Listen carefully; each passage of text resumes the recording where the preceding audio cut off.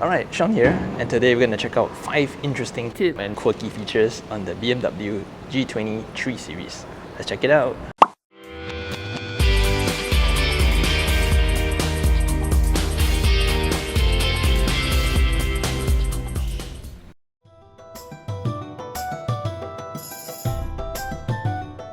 Alright, the first tip, or rather a quirk of the 3 Series is actually under the hood. It's so bizarre that I have to show it to you first, so let's take a look at it. Under the hood. So if you lift it up, it's pretty much business here as usual, but what we have here is actually pretty interesting. So if you undo this latch here and lift on this cover, you get a secret compartment. How interesting is that, right? So let's see what's on the other end here. So I think this is where probably the brake fluid is, yeah, if I'm not wrong. Yep, that's the brake reservoir. So there's quite a fair bit of stuff on the other side here. As you can see, the engine sits in the center of the engine compartment. This is the B48 4-cylinder. But I think one of the interesting things about the 3 Series is that it's a very universal platform. So this car is able to take not only the B48 but of course the next up, which is the B58 6-cylinder engine, and that's a lot bigger, so you do need quite a fair bit of engine space to house the engine in the engine compartment. But this is actually pretty interesting. There is actually a lot of space in here. You know, if I were to grab say a packet of potato chips, it's actually big enough to hold quite a few of them there. In comparison.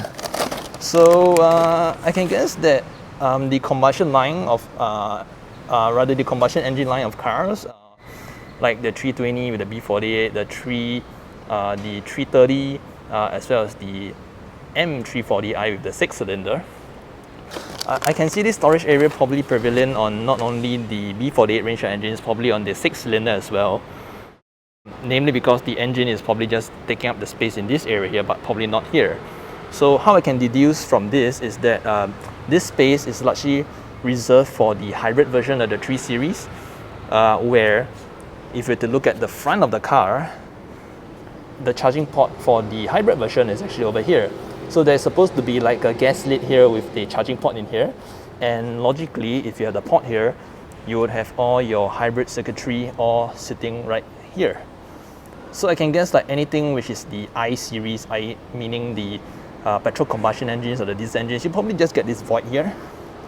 But if you get a hybrid version, then probably this space will be utilized. Other than that, for most of us, it's a nice place to store your potato chips. Or you can make French fries. Yep.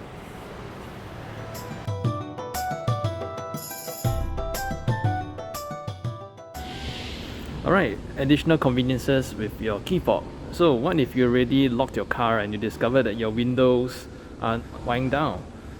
So what you can do is that on your Keyfob, you just have to press the BMW button and hold it, and all the windows will come back on. Likewise, if you have a sunroof spec, it will also automatically close. Likewise, the reverse is also true. If you want your windows to be wind down upon approaching, you can simply just hold the unlock button and all the windows will come down automatically. So it's really good if you say you want to ventilate your car, say after parking under the sun for an entire day, and this is a quick way to get all the windows down quickly. Cool, isn't it? Likewise, using your Keyfob button, you can open the trunk by simply pressing it. And you can also close it by holding the button. Yep, it's that simple.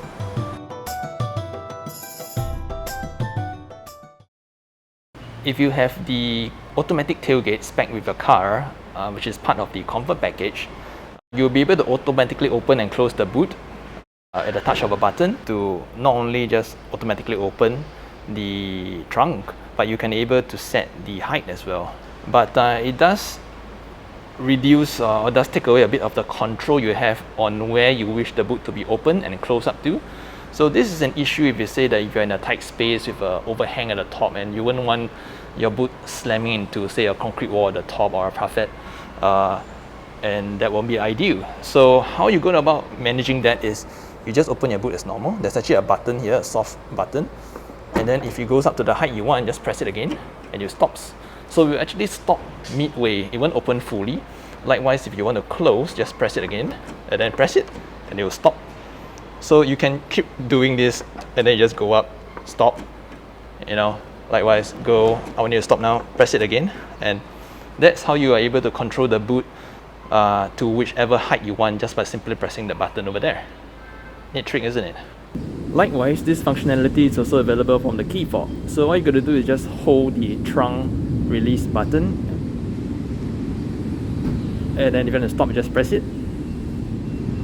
And if you just want to continue closing it, you just press and hold and it will go back down. Note that it doesn't go all the way to the top, so you can just simply stop the boot by just simply pressing the button again. And the trick here is to close your boot, you just press this button here with the car symbol with the boot.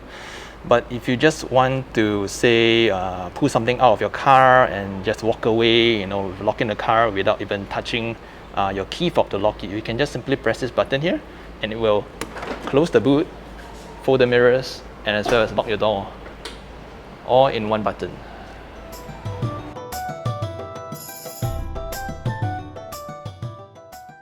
The next interesting tip is more of a convenience.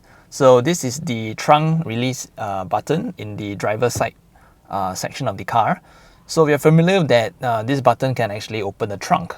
But do you know that you can actually close the trunk using this same button here? So if you were to press it, the trunk opens. And to close it, all you need to do is just lift this lever up.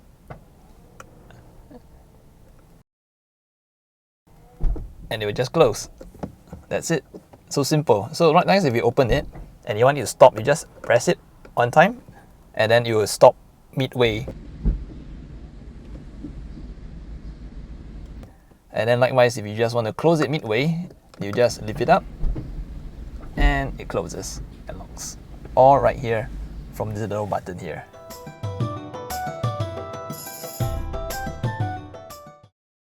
The next interesting feature I'd like to share about is shortcut buttons.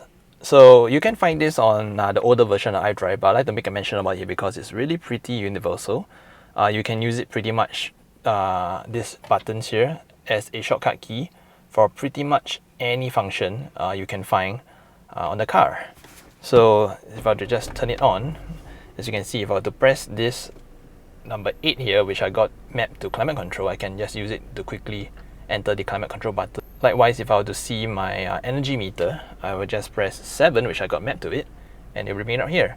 For example, if I would like to map my general settings page to a shortcut key, so what I can do is I just navigate to the page I want to go to, and then I'll just hold the button of interest, right? Say if I were to just hold 6 here, and then you can see there's a meter up there, and then it says saved as. So right now, if I were to go to, like, say, another shortcut key, say 7, my energy meter, and then I can go back to my last save, date and time setting, using the one I previously saved up there at 6. So you can do this for pretty much almost every menu on the car, instead of just using the buttons here just for your preset radio stations, etc. You can use them to access, you can even use it to access pages on your iDrive menu. How neat is that? Alrighty, so that wraps up the tips I have on the G20 3 Series. If you'd like to see more videos like this or have a query on the car in general, feel free to leave it in the comments below. Likewise, if you like this video, do give it a thumbs up, subscribe for more, and I'll see you in the next video. Sean out.